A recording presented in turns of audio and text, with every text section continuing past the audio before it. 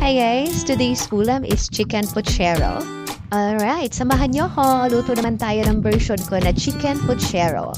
Ayan, una po, prinito ko muna yung patatas at saka yung saging saba. Ayan, luto na sila. Next naman natin ang chicken. Pinrito ko rin siya guys. Para mas manuot yung lasa niya. Mas lumalabas kasi yung linamnam na ang lutuin kapag piniprito muna natin sila. So, ayan. Kinisa ko na ang bawang at saka yung sibuyas. Hindi ko na hinango yung chicken kasi imimix ko rin yan mamaya.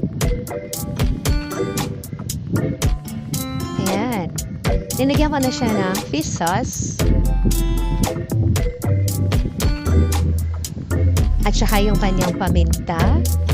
Ayan, nilagay ko na yung mga pampalasa niya. So, ayan, gigisa lang po muna natin siya. Then, after noon, nilalagay na natin yung tomato sauce. Ayan, and then bago natin siya tutubigan, an exact amount of water. Ayan, yun na yung magiging sauce niya. Then, nilagyan ko rin siya ng pampalasa. So, ayan, dahil malambot na po yung chicken, nilagay na natin yung fried potato and saging.